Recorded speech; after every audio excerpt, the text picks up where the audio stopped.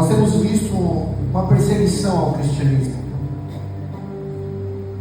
uma militância com um discurso de ódio e intolerância religiosa, casos realmente extremos.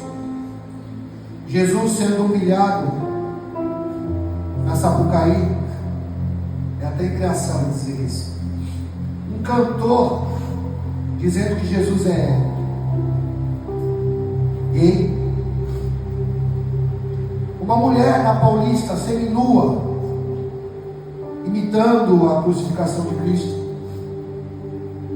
E recentemente, uma imagem que chocou o mundo nas Olimpíadas da França desse ano de 2024.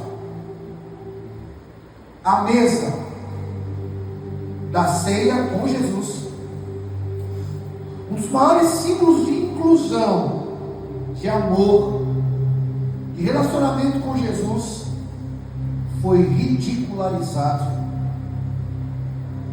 E todos podemos ver isso em rede mundial. É curioso que essa mesma agenda global, que eu posso dizer sim, com toda autoridade, essa agenda global demoníaca, que se manifesta ora politicamente, ora socialmente, dizendo que eles são contra a intolerância, que eles são contra o ódio. Eles, muitas vezes nas pautas LGBT ou nas pautas de extrema esquerda, nas pautas como aborto, na pauta de legalização das drogas, essa militância ela é extremamente ativa, mas ela é hipócrita quando se trata do cristianismo. Quando se trata de ridicularizar Jesus, a sua obra, a sua igreja, o chamado povo de Deus, aí eles podem ridicularizar. Deus me deu uma frase, cuja frase está aqui, que diz assim: a sua intolerância não é uma opinião. Quando é com o cristianismo, essa agenda global diz assim: é apenas uma sátira, é apenas uma obra de arte. Nós estamos nos manifestando artisticamente. Mas quando nós, como cristãos, nos levantamos e falamos sobre valores bíblicos, quando nós nos levantamos para dizer aquilo que muitas das vezes Jesus diria acerca da hipocrisia, aí eles olham para nós como igreja e dizem assim: isso é uma ofensa. Deixa eu dar alguns dados para você que nos assiste nessa noite. A intolerância religiosa contra a igreja já matou ao longo da história milhões de pessoas. Eu não disse milhares de pessoas, eu disse milhões de pessoas. Prejuízos imensos causados, eu posso citar alguns aqui. Milhares de vidas humanas se perderam quando Nero e quando o imperador Diocleciano colocavam os cristãos ali no Coliseu para que fossem mortos, cristãos para que fossem queimados. A destruição cultural e política de um povo, quando Saladino entrou em Israel, promulgando no lugar onde o cristianismo reinava, ele promulgou ali o islamismo. Uma destruição cultural e religiosa, quando Nabucodonosor resolveu queimar toda Israel no tempo. Quando Hitler pegou todos os judeus, o mundo assistiu o que é intolerância. Deixa eu te dizer algo. O seu ódio contra o cristianismo só nos faz te amar ainda mais.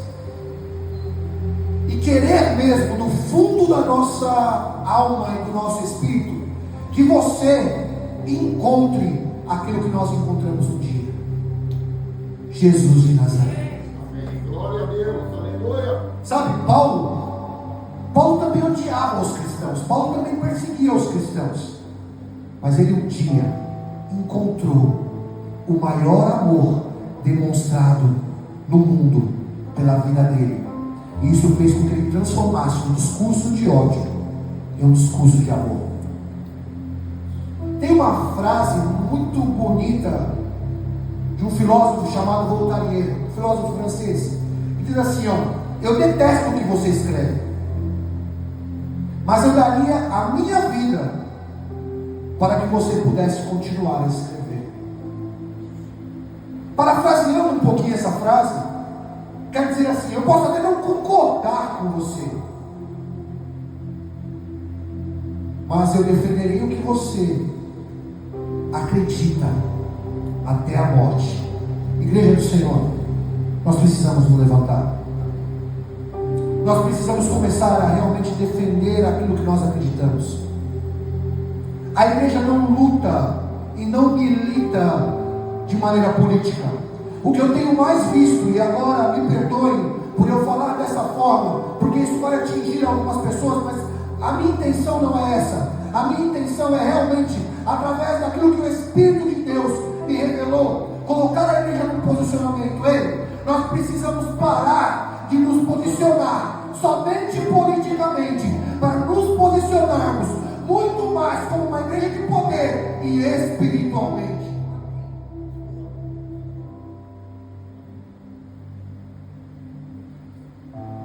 O cristianismo não é uma religião, ele é simplesmente a maior verdade de todos os tempos. Ei, você que não entendeu a frase, eu vou falar para você de novo. O cristianismo não é só uma religião como todas as outras. Ele é só a maior verdade propagada em todos os tempos. Jesus é a maior verdade propagada ao longo do tempo. E é engraçado que no livro de C.S. Lewis, que diz assim: cristianismo puro e simples, ele diz assim: se o cristianismo não é uma verdade, culturas, leis, filosofias também são mentiras, todas baseadas são mentiras, porque o cristianismo é o pilar de todas elas. Se você pega a Constituição americana, o pilar dela é o cristianismo.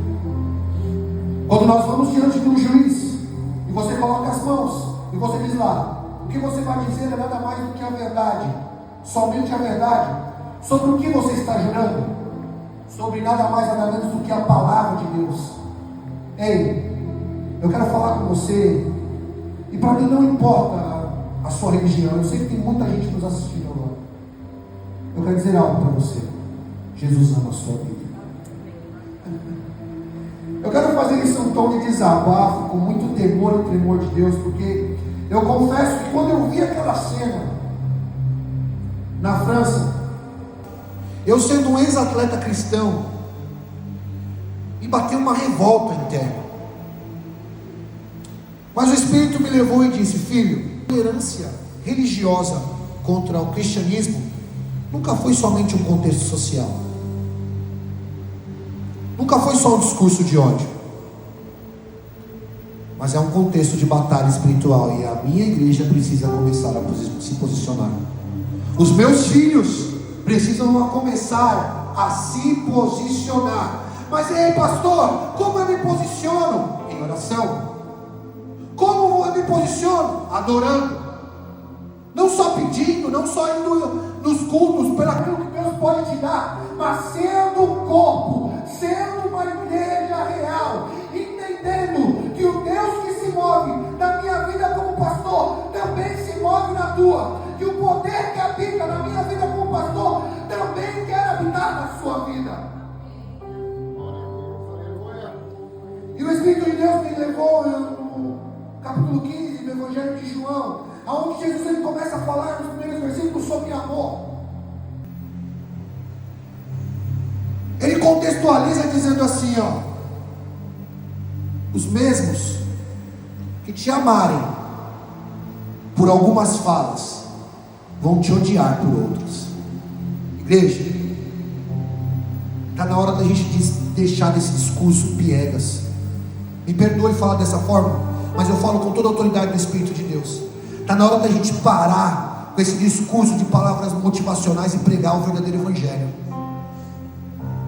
E falar que se você realmente não se converter dos seus pecados e dos seus maus caminhos, não há salvação para você. A igreja hoje em dia não prega mais isso, não prega mais santidade. Nós entramos e saímos da igreja quase da mesma maneira. A igreja hoje traduziu o poder de Deus como um simples arrepio, como um simples falar em línguas. Ei, poder de Deus não é só isso. O poder de Deus vai muito além disso. Afinal, nossa luta não é contra a carne nem contra o sangue, mas é contra principados, potestades e dominadores do ar. E contra essas coisas, só o poder de Deus pode lutar. E baseado nesse contexto, eu quero fazer um apelo. Existem muitos cantores, muitos atletas, muitas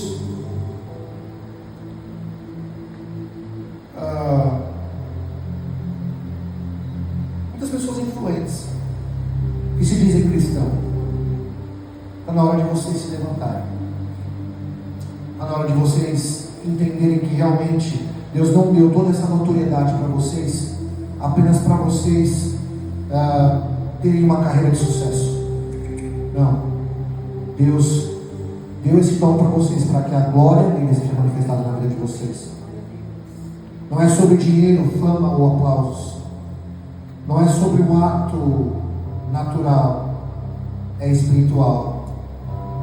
Você tem que dizer assim para o seu produtor, ou para o seu técnico, ou para o seu empresário, sei lá quem: é sobre a minha fé, e é sobre aquele Jesus que me amou.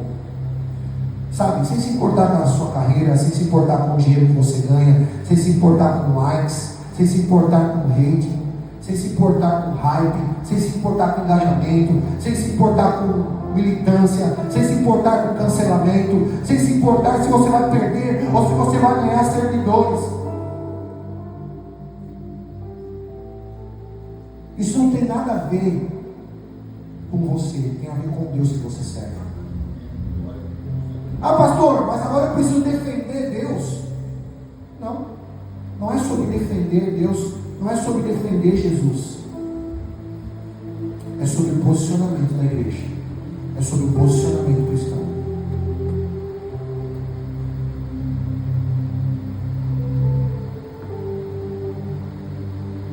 Dentro dessa mesma posição, eu vi algo nas Olimpíadas, e eu queria terminar. Eu vi uma garota, eu vi uma adolescente, uma jovem, que no meio de todo esse discurso de ódio, ela se levantou, ganhou uma medalha, e o nome de Deus foi glorificado através da vida dela. E simplesmente ela mandou um recado para o mundo. E o recado que ela mandou para o mundo é o recado que eu quero mandar para você nessa noite, ok? O recado que ela mandou é o recado que eu quero que todos escutem nessa noite. Jesus é o caminho, a verdade e a vida. Jesus é o único caminho, a verdade e a vida. Ei, você que milita contra esse reino, não é sobre o governo que vocês estão tentando imputar no mundo, mas é sobre um reino que virá. E esse reino que virá é o reino do Yeshua HaMashiach, o nosso Deus. E contra esse reino, arma nenhuma forjada prevalecerá. Aleluia! Arma nenhuma de intolerância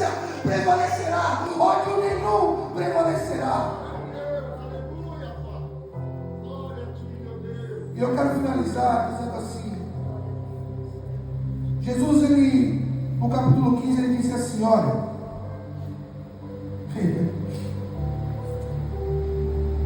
se me odiaram, vão odiar também vocês. Mas no lugar do ódio, nós como igreja vamos responder com uma palavra: nós amamos vocês, porque Deus amou o mundo de tal maneira que deu seu Filho unigênito, para que todo aquele que nele crê não pereça, mas tenha a vida eterna. Deus abençoe a sua vida nessa noite, em nome de Jesus.